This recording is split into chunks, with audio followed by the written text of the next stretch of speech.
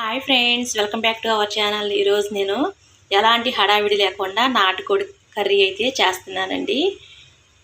తక్కువ మసాలాలతో ఇంట్లో ఉన్న వాటితోనే చక్కగా ఘాటుగా అయితే చేస్తున్నాను. ప్రాసెస్ స్టార్ట్ చేసేద్దాం. ఉల్లిపాయలు, గ్రేవీ కోసం టమాటాలు, పచ్చిమిరపకాయలు, కొత్తిమీర. నాటుకోడిని ఇలా అయితే తెచ్చుకోవాలండి. మా చిన్నత్తగారు అయితే పంపించారు. ఉల్లిపాయ టమాటాలు మిక్సీ పట్టేసుకుందామండి.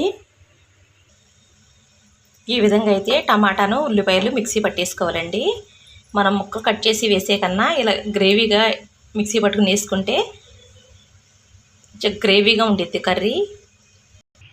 నీసు కూరలోకి ఆయిల్ ఎక్కువ పట్టిద్దండి. ఒక 3-4 స్పూన్లన్నా నూనె వేసుకోవాలి. మనం పౌడర్ చేసి వేసే కన్నా ఇలా లవంగాలు, మరాఠీ మొగ్గ ఇలా వేసుకుంటే ఆ ఫ్లేవర్ చాలా బాగుండిద్దండి. నేనైతే ఇలా అయితే వేసుకుంటాను. ఇలా కొత్తగా అయితే ట్రై చేయండి. ఇప్పుడు మిక్సీ పట్టేసుకుని ఈ గ్రేవీ వేసేసుకున్నాం.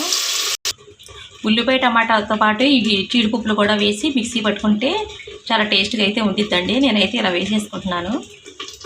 ఇలా వేసుకుంటే ఇంకో టేస్ట్గా ఉండిద్ది. మనం తినేటప్పుడు అక్కడక్కడ తగులుతా ఆ ఫ్లేవర్ చాలా బాగుండిద్దండి. పచ్చిమిరపకాయలు, ఈ గ్రేవీని అయితే బాగా వేగనివ్వాలండి. ఇది వేగితేనే మంచి టేస్ట్ అయితే వస్తుంది కర్రీకి. ఈ పేస్ట్ అయితే మంచిగా వేగిపోయిందండి. ఇప్పుడు ఈ చికెన్ ఇందులో వేసేసుకుందాం.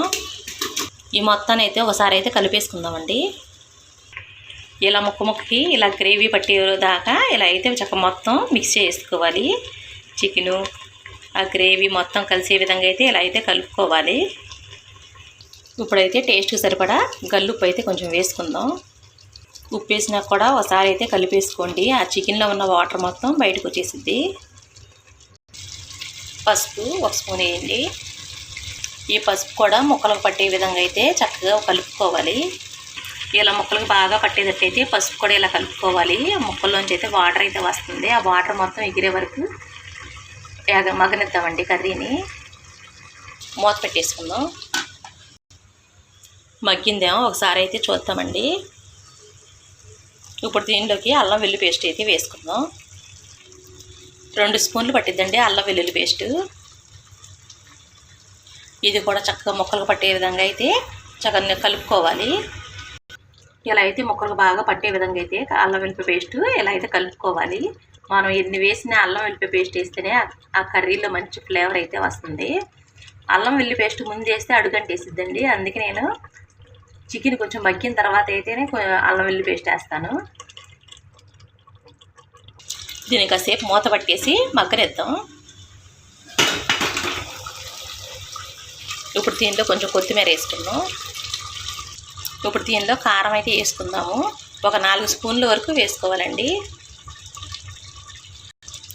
అంటే మీరు తీసుకున్న చికెన్ దాన్ని బట్టి క్వాంటిటీ బట్టి మీరైతే వేసుకోండి. నేనైతే 4 వేసుకున్నాను.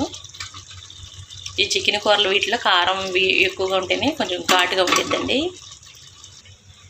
ఉల్లిపాయ టమాటా మనం మిక్సీ పట్టేసుకున్నాం కదండి. అందులో ఇలా వాటర్ వేసుకుని ఇలా కడిగేసుకుని ఇవైతే కర్రీలో వేసుకోవచ్చు.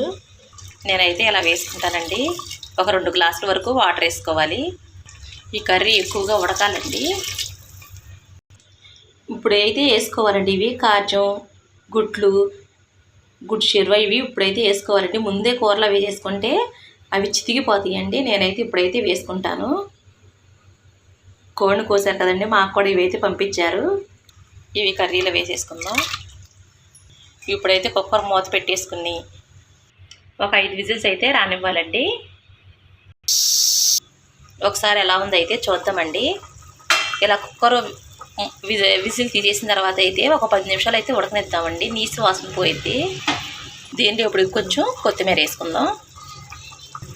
మీరు ఈ విధంగా వండారా చాలా సూపర్గా టేస్ట్గా అయితే ఉండిద్దండి.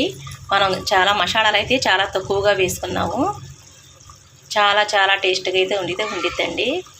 కర్రీ అయితే ఇంకొంచెం అయితే ఎగరాలండి. మీరు పులుసుని బట్టి చూసుకోండి. నాకైతే ఇంకొంచెం ఎగరాలి. నేను కర్రీని ఈ విధంగా అయితే వండుకున్నానండి. తక్కువ మసాలాలతో చక్క మంచిగా టేస్ట్గా అయితే ఇలా అయితే చేసుకున్నాను. నాకైతే బాగా నచ్చింది. అన్నీ సరిపోయినాయి. ఇలా అయితే మీరు కొత్తగా ట్రై చేయండి. నాటుకోడి